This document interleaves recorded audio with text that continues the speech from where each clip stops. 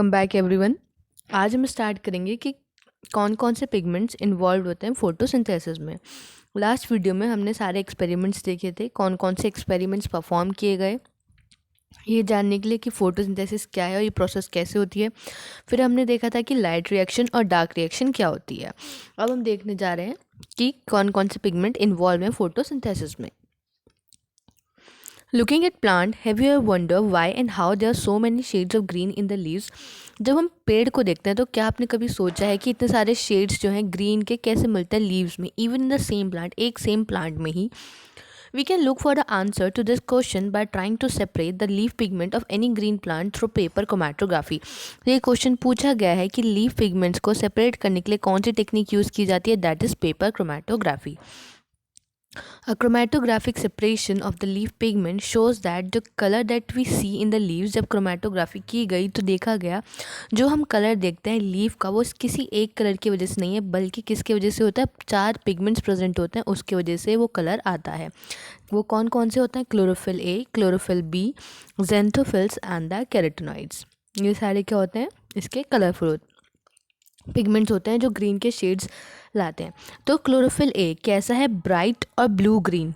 कैसा है? ब्राइट और ब्लू ग्रीन। तो समवॉट ब्राइट और ब्लू ग्रीन ये वाला कलर होता है, ये that is bright blue green का शेड ये होता है। तो हमारा जो क्लोरोफिल ए है वो कुछ इस कलर का दिखाई देता है, that is bright blue green. ये है पूरे इस कलर का नाम। फिर नेक्स्ट है हमारा that is chlorophyll B. Chlorophyll को बोला गया है येलो ग्रीन, तो येलो ग्रीन हमारा ये वाला शेड होता है, दैट इज़ येलो ग्रीन। फिर आए हमारे ज़ेंथोफिल्स, वो येलो होते हैं, येलो ये शेड है हमारा, प्रॉपर येलो जो होता है ये शेड होता है। नेक्स्ट है हमारे कैरोटिनॉइड्स होते हैं, वो जाते हैं येलो टू येलो ऑरेंज के शेड में, तो वो ये शेड जाता है, that is yellow to yellow orange shade. तो ये सारे शेड्स होते हैं अलग अलग। ये है हमारा chlorophyll A, that is chlorophyll B, और ये है हमारा यहाँ पे ज़ेंथोफिल, और ये है हमारा कैरोटिनॉइड्स। तो ये सारे कलर्स ऐसे होते हैं। जब हमें कलर्स याद होते हैं तो हम इजीली याद रख पाते हैं कि कौन सा पिगमेंट कैसा दिखेगा, कैसा होगा। तो क्लोरोफिल ए कैसा है? ब्राइट ब्लू, ब्राइट और ब्लू ग्रीन। नेक्स्ट हमारा chlorophyll B that is yellow green. फिर है हमारा ज़ेंथोफिल येलो, कैरोटिनॉइड्स हैं येलो टू येलो ऑरेंज के शेड में। Let us now see what role various pigment play in photosynthesis. क्या अब ये क्या रोल प्ले करते हैं फोटोसिंथेसिस में? Pigments are the substance that have ability to absorb light. Pigments के पास क्या है? पिगमेंट वो सब्सटेंस है जिनके पास एबिलिटी है कि वो क्या कर सकते हैं, लाइट को एब्जॉर्ब कर सकते हैं एट स्पेसिफिक वेवलेंथ्स। किस पे? स्पेसिफिक वेवलेंथ से। Can you guess which is the most abundant plant pigment in the world? सबसे ज़्यादा मोस्ट अबेंडेंट प्लांट पिगमेंट कौन सा है वर्ल्ड में? Let us study the graph showing the ability of the chlorophyll A pigment to absorb light और different wavelengths. तो basically that is chlorophyll A जो pigment है वो एब्जॉर्ब करता है लाइट को डिफरेंट वेवलेंथ्स पे। ये हम देख रहे हैं फिगर 11.3 के ए में देखेंगे। तो हमें पता है ये विबगोर क्या होता है। तो इसमें बेसिकली ये प्लॉट किया जाता है कि क्लोरोफिल ए देखो यही शेड है ना, chlorophyll A bright blue yellow green, फिर chlorophyll B, then carotenoids yellow, और ज़ेंथोफिल का यहाँ पे शो नहीं करा है। तो ये उसी में पैटर्न उसी कलर से यहाँ पे शो किए गए। तो फ्रॉम फिगर 11.3 ये आप डिटरमाइन कर सकते हो वेवलेंथ या फिर कलर ऑफ लाइट जिस पे क्लोरोफिल ए मैक्सिमम एब्जॉर्प्शन दिखाता है, और दूसरा does it show another absorption peak any other wavelength too, और उसके अलावा वो किसी और जगह पे दिखाता है। ये क्लोरोफिल ए है यहाँ पे आती है, और दूसरी इसकी एब्जॉर्प्शन पीक यहाँ पे आती है। तो now looking at the figure 11.3 भी, जब दूसरी फिगर देखेंगे इसके नीचे वाली, तो showing the wavelength at which maximum photosynthesis occur.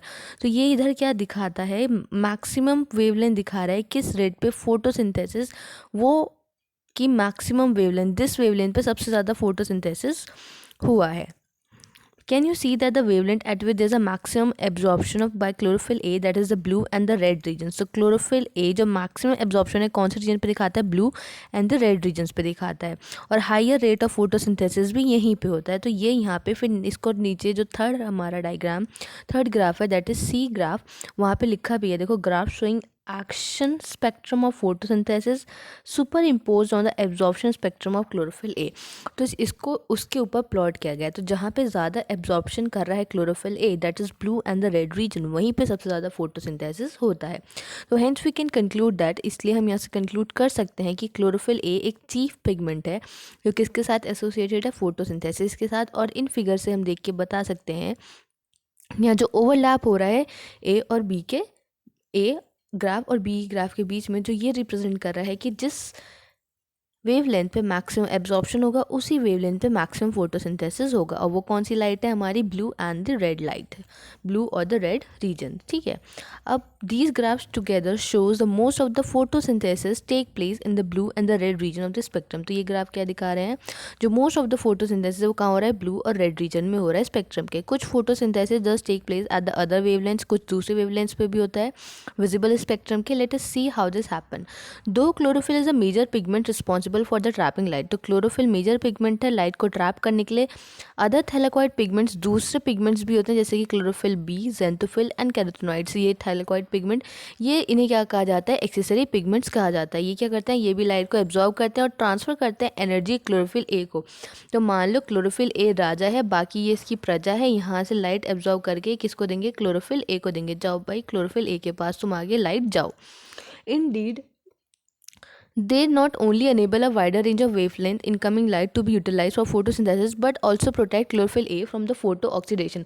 तो क्वेश्चन पूछा गया है PYQ में कि जो क्लोरोफिल ए है उसकी प्रोटेक्शन कौन करता है, तो वो कौन करते हैं, एसेसरी पिगमेंट्स करते हैं। और ये पूछा गया इसी को घुमा के कि एसेसरी पिगमेंट्स का काम क्या है। एक काम बताया है कि भाई लाइट को एब्जॉर्ब करके क्लोरोफिल ए तक पहुंचाएंगे।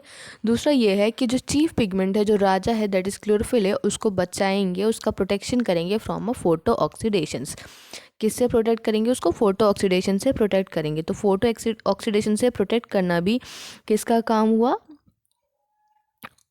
थी इनका एसेसरी पिगमेंट्स का काम हुआ। ठीक है,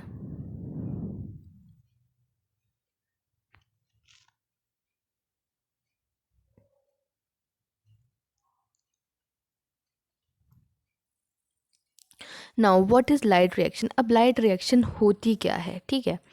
लाइट रिएक्शन और द फोटोकेमिकल फेज, जिसे लाइट रिएक्शन बोलो या फिर फोटोकेमिकल फेज, तो लाइट रिएक्शन का दूसरा नाम है that is photochemical phase.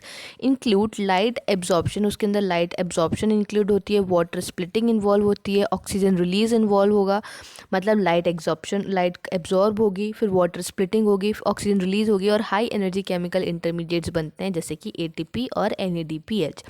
Several protein complex are involve in the process, बहुत सारे कॉम्प्लेक्स प्रोटीन इन्वॉल्व होते हैं प्रोसेस में। The pigment are organise into two discrete photochemical light harvesting complex. तो बेसिकली जो पिगमेंट है ऑर्गेनाइज्ड है, ऑर्गेनाइजली प्रेजेंट है, किस में प्रेजेंट है, फोटोकेमिकल लाइट हार्वेस्टिंग कॉम्प्लेक्सेस होते हैं वहाँ पे ये प्रेजेंट होते हैं। Discrete photochemical light harvesting complexes होते हैं that is LHC with in the photo system, PS1 and the PS2। These are named in the sequence of their discovery। तो PS1 और PS2 इनके सीक्वेंस ऑफ डिस्कवरी, जो पहले discover है उसका पहले नाम रख दिया गया। तो ये कहाँ लोकेट होते हैं, PS1 PS2 इनको नाम दिया गया इनके अकॉर्डिंग टू द डिस्कवरी कि पहले कौन सा आया है उसके हिसाब से इनका नाम रखा गया है। And not in the sequence in which they function, इस सीक्वेंस में नहीं है कि वो मतलब किस सीक्वेंस में काम करते हैं, पहले कौन काम करेगा दूसरा कौन काम करेगा, इस बेसिस पे इनकी नेमिंग नहीं हुई है। ठीक है, तो ये इंपॉर्टेंट है, ये PYQ पूछा गया है। तो जो LHCs हैं that is light harvesting complexes जो हैं वो कैन बने 100 ऑफ पिगमेंट्स मॉलिक्यूल्स के बने हैं जो बाउंड होते हैं प्रोटीन से। Each photosystem is all the pigments, हर एक फोटो सिस्टम में सारे पिगमेंट्स होते हैं except one molecule of chlorophyll A, मतलब उसमें क्लोरोफिल ए नहीं होता।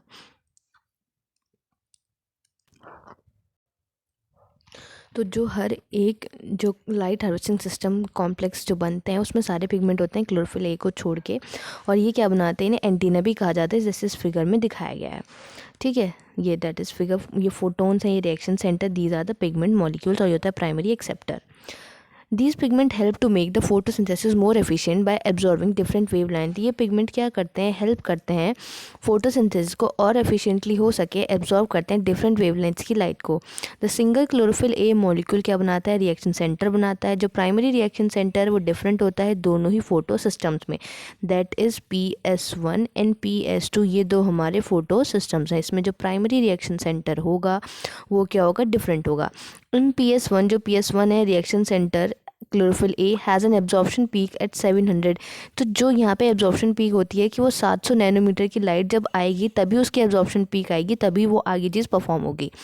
तो PS1 में जो रिएक्शन सेंटर होता है क्लोरोफिल ए, उसके लिए कितनी एब्जॉर्प्शन पीक है, 700 नैनोमीटर, इसलिए उसे P700 भी कहा जाता है।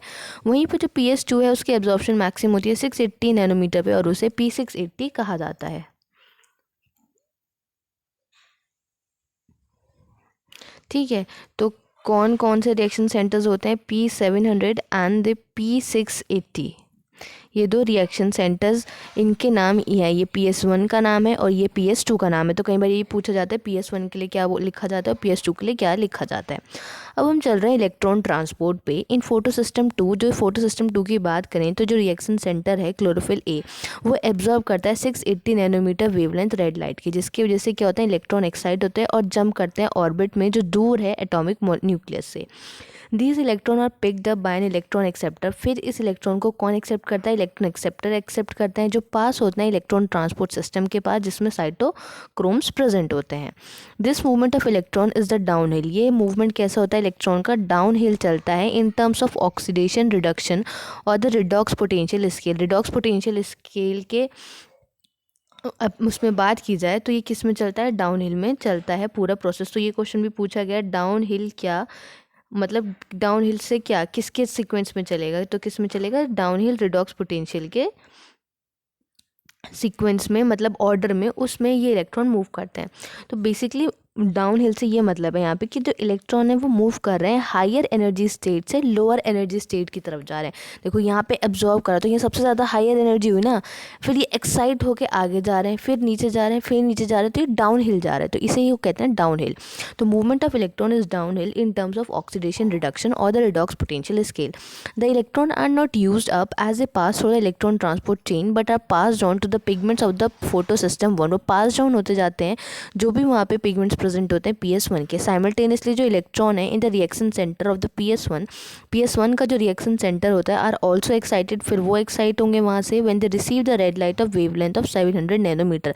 जब 700 नैनोमीटर की वहाँ पे वेवलेंथ वाली लाइट पड़ेगी, फिर उनको ट्रांसफर किया जाएगा दूसरे इलेक्ट्रॉन एक्सेप्टर मॉलिक्यूल के पास, जिसका क्या होगा, ग्रेटर रिडॉक्स पोटेंशियल होगा। ठीक है, तो ऐसे ही पूरा सिस्टम चलता जाता है।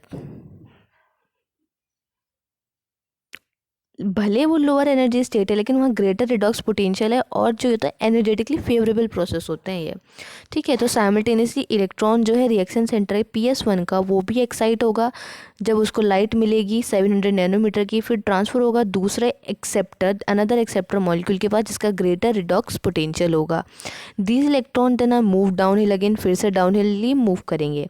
This time to molecule of energy rich NADP। अब जो NADP रिच है वहाँ के पास जाएंगे। These electron, addition of these electron, जब ये इलेक्ट्रॉन ऐड होंगे इसमें वो रिड्यूस कर देंगे NADP को NADPH+ में।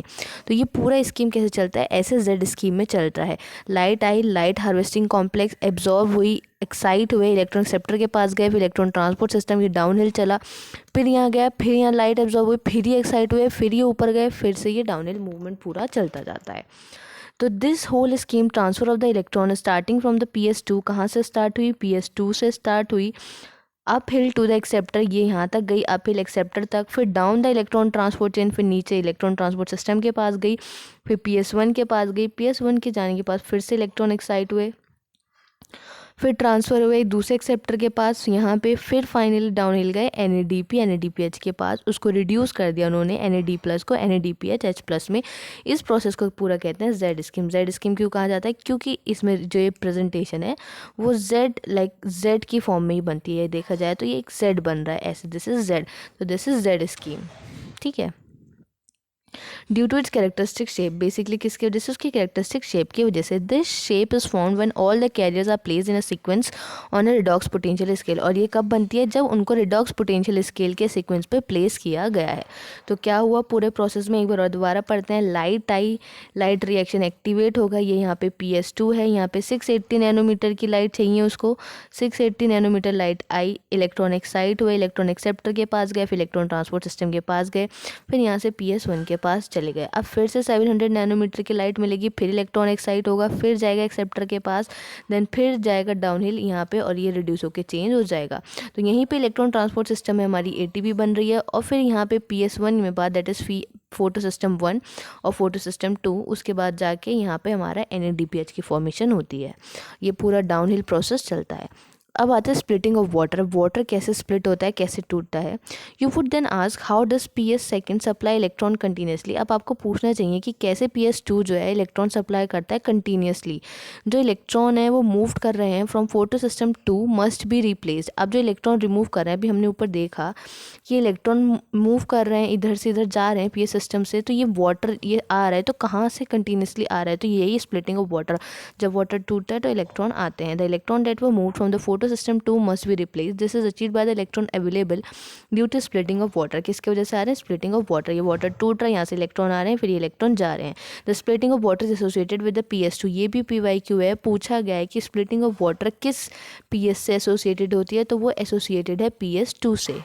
Splitting of water, water split होता है 2H plus O and electrons में, 2H plus and oxygen electron में स्प्लिट होता है। ये this creates oxygen, one of the net product of the photosynthesis. इसी से one of the net product of photosynthesis का हमें O2 मिलती है हमारे एटमॉस्फेयर में। The electron needed to replace those remove from the PS1 are provided by the PS2। जो electron continuously removed हो रहे हैं उसको कौन प्रोवाइड करा रहा है, फोटो सिस्टम 2 प्रोवाइड करा रहा है। We need to emphasize here that the water splitting complex is associated with the PS2। तो जो water splitting complex किसके साथ associated है, PS2 के साथ associated है, which itself is physically located on the inner side of the membrane of the thylakoid। तो PS2 भी ये भी पूछा गया कहाँ located है, located on the inner side of the thylakoid membrane। तो thylakoid डबल मेम्ब्रेन होती है और इस मेम्ब्रेन के इनर साइड की तरफ ये लोकेटेड है PS2 हमारा, दैट इज थैलेकोइड की मेम्ब्रेन के अंदर की तरफ। Then where are the proton and O2 form likely to be release, कहाँ रिलीज होते हैं, ल्यूमेन में या फिर कहाँ पे। ये जब हम आगे पढ़ेंगे अभी पूरा प्रोसेस तो हमें वहाँ समझ आएगा कि H प्लस कहाँ जाता है, बेसिकली ल्यूमेन में जाता है, फिर ल्यूमेन से वहाँ कंसंट्रेशन ग्रेडियंट बनता है। पूरा जब हम पढ़ेंगे कि ATP यहाँ पे कैसे सिंथेसाइज होती है। अब आते हैं cyclic and the non cyclic photophosphorylation क्या होता है। Photophosphorylation that in the presence of light phosphorylation हो रहा है, that is photophosphorylation. Living organism के पास कैपेबिलिटी होती है एक्सट्रैक्ट करने की energy from the oxidisable substance. जो भी ऑक्सीडाइजेबल सब्सटेंस है जिनको ऑक्सीडाइज करके उनसे एनर्जी ली जा सकती है, ये प्रॉपर्टी होती है लिविंग ऑर्गेनिज्म के पास। And store in the form of bond energy, और फिर इसको स्टोर करना बॉन्ड एनर्जी के फॉर्म में। कुछ स्पेशल सब्सटेंसेस होते हैं लाइक ATP, ये कैरी करते हैं इस एनर्जी को किसके फॉर्म में, केमिकल बॉन्ड्स के फॉर्म में। क्यों, क्योंकि ये क्या होता है ATP, that is adenosine triphosphate. कितने फॉस्फेट है यहाँ पे, 3 phosphate. The process through which ATP is synthesised by the cell in mitochondria and the chloroplast is named as phosphorylation. अब जो ATP सिंथेसाइज होती है सेल्स में, माइटोकॉन्ड्रिया क्लोरोप्लास्ट में, उसे कहते हैं फोटोफॉस्फोराइलेशन। उसे कहते हैं फॉस्फोराइलेशन। मतलब ATP का बनना इज फॉस्फोराइलेशन, ठीक है। अब वो कहाँ पे बन रहा है, लाइट की प्रेजेंस में बनता है, तो दैट इज़ फोटोफॉस्फोराइलेशन। और जब वो हम पूरा रेस्पिरेशन में पढ़ के आए थे वहाँ पे वो था, वो लाइट की प्रेजेंस में वो चीज़ नहीं हो रही थी, वो किसकी वजह से हो रही थी, केमिकल की वजह से हो रही थी, वहाँ पे ऑक्सीडेशन हो रहा था, ठीक है। तो वो 2 अलग अलग प्रोसेस हैं। Photophosphorylation the synthesis of ATP from the ATP। Photophosphorylation क्या है, ATP को बनाना ADP से and inorganic phosphate in the presence of light. किसकी प्रेजेंस में, लाइट की प्रेजेंस में। जब 2 फोटो सिस्टम वर्क करते हैं सीरीज में, फर्स्ट PS2 फिर उसके बाद PS1, तो a process called non cyclic photophosphorylation. जब PS2 काम करे पहले और फिर PS1 काम करे, तो इस प्रोसेस को कहा जाता है नॉन साइक्लिक फोटोफॉस्फोराइलेशन, जो भी हमने पढ़ा Z scheme. The 2 photo system connected through an electron transport chain. किसके थ्रू कनेक्टेड थे, इलेक्ट्रॉन ट्रांसपोर्ट चेन, या बीच में इलेक्ट्रॉन ट्रांसपोर्ट चेन थी, as seen earlier in the Z scheme. Both ATP और NADPH H प्लस सिंथेसाइज होते हैं इस टाइप के इलेक्ट्रॉन फ्लो के through. Only PS1 is functional, PS1 ही सिर्फ फंक्शनल होता है। देखो इलेक्ट्रॉन ट्रांसपोर्ट हम यहाँ देख रहे हैं, और जो इलेक्ट्रॉन ट्रांसपोर्ट वो फिर हमने अब बाकी पढ़ा था कि कैसे रेस्पिरेशन में पूरा कैसे परफॉर्म होता है, कि कितने वहाँ पे कॉम्प्लेक्स होते हैं, कॉम्प्लेक्स 1, कॉम्प्लेक्स 2, कॉम्प्लेक्स 3, 4, 5 सब जाते हैं, लास्ट में ATP सिंथेटेज एंजाइम वगैरह सारी चीज़ें, ठीक है। जब खाली PS1 फंक्शन होगा तो इलेक्ट्रॉन सर्कुलेट होगा एक ही फोटो सिस्टम में और phosphorylation occur due to cyclic flow of electron. और तब जो फॉस्फोराइलेशन होगा वो किसकी वजह से होगा, इलेक्ट्रॉन फ्लो की वजह से होगा, जो साइक्लिक वे में जाएगा। A possible location where this could be happening is in the stroma lamellae. तो पॉसिबल लोकेशन क्या है जो हैपन हो रहा होगा, that is the stroma lamellae while the membrane और the lamella of the grana have both PS1 and PS2। तो जो मेम्ब्रेन होती है फिर लेमेला जो होती है ग्रेना की, उसके बाद PS1 PS2 दोनों होते हैं। The stroma lamella membrane like the PS2, लेकिन जो स्ट्रोमा लैमेला उसके पास PS2 नहीं होता, ना ही NADP रिडक्टेज एंजाइम होता है। The excited electron does not pass on NADP, तभी जो एक्साइटेड इलेक्ट्रॉन है वो NADP के पास नहीं जा सकते, वो साइकिल बैक हो जाते हैं PS1 कॉम्प्लेक्स के पास इलेक्ट्रॉन ट्रांसपोर्ट चेन के थ्रू। जो साइक्लिक फ्लो है इसलिए सिर्फ उसमें सिंथेसाइज होता है ATP का, ना कि NADPH+।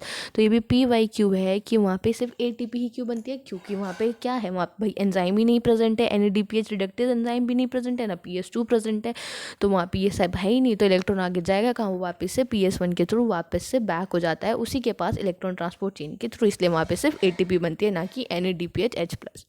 तो साइक्लिक फोटोफॉस्फोराइलेशन अकर जब only light harvesting of the wavelength beyond 680 जाएगी। भाई 680 क्यों कह रहे हैं, क्योंकि वहाँ पे सिर्फ PS1 प्रेजेंट है और PS1 को एक्साइट करने के लिए 680 नैनोमीटर की लाइट चाहिए वहाँ पे।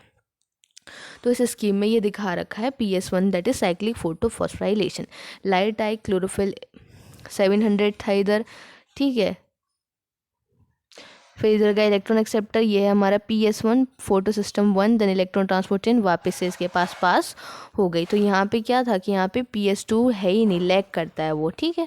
तो साइक्लिक फोटोफॉस्फोराइलेशन तभी होगा जब वेवलेंथ बियॉन्ड 680 नैनोमीटर जाएंगी। अब हमने पूरा पढ़ लिया कि साइक्लिक क्या है, नॉन साइक्लिक क्या है, कैसे जेड स्कीम परफॉर्म होती है, कैसे सारे इलेक्ट्रॉन जाते हैं, फिर ATP और NADPH बनता है। जो साइक्लिक वाली है वहाँ पे सिर्फ ATP बनता है, क्योंकि वहाँ पे PS2 भी नहीं है स्ट्रोमा लैमेला के पास, और वहाँ पे ना NADPH रिडक्टेज एंजाइम है। जब एंजाइम ही नहीं है तो इलेक्ट्रॉन जाएगा ही नहीं, इलेक्ट्रॉन जाएगा नहीं, वापस से वो घूम फिर के PS1 के पास आ जाएगा थ्रू इलेक्ट्रॉन ट्रांसपोर्ट चेन के सिस्टम के थ्रू, ठीक है।